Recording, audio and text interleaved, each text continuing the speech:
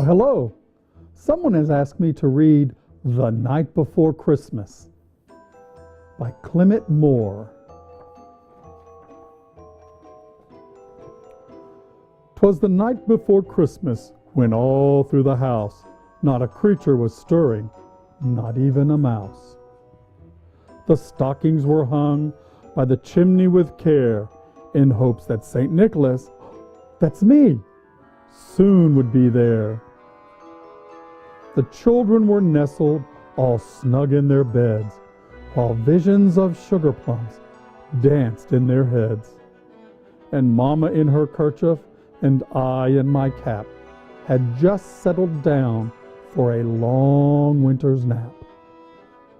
When out on the lawn there rose such a clatter, I sprang from my bed to see what was the matter. Away to the window I flew like a flash, tore open the shutters and threw up the sash. The moon on the breast of a new fallen snow gave a lustre of midday to objects below. When what to my wondering eyes should appear but a miniature sleigh and 8 tiny reindeer. With a little old driver so lively and quick, I knew in a moment it must be St. Nick. More rapid than eagles, his coursers they came, and he whistled and shouted and called them by name. Now Dasher, now Dancer, now Prancer and Vixen, on Comet, on Cupid, on Donder and Blitzen. To the top of the porch, to the top of the wall, now dash away, dash away, dash away all.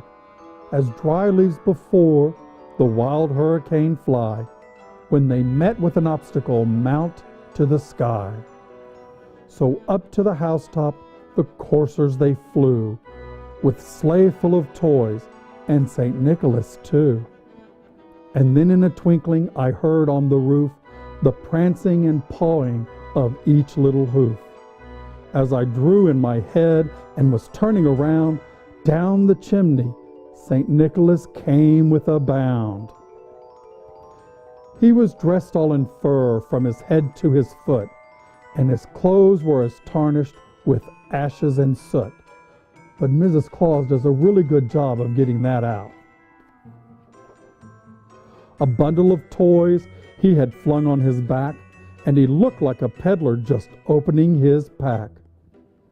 His eyes, how they twinkled, his dimples, how merry. His cheeks were like roses, his nose like a cherry. His droll little mouth was drawn up like a bow, and the beard on his chin was as white as the snow. The stump of a pipe he held tight in his teeth, and the smoke it encircled his head like a wreath. Now I've given up smoking because smoking's bad for you, and Mrs. Claus doesn't like it.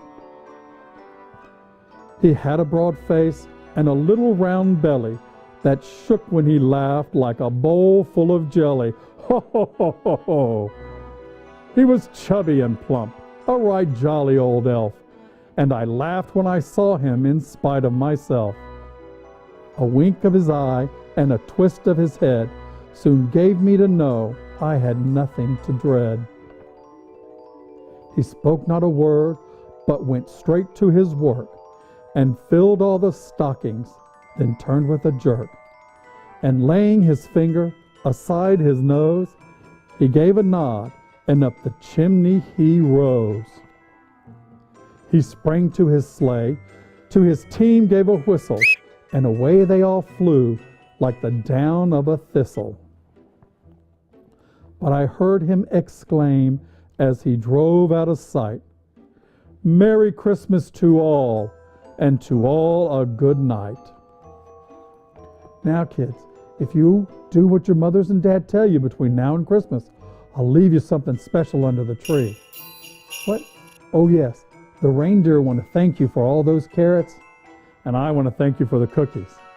So Merry Christmas to all, and to all a good night.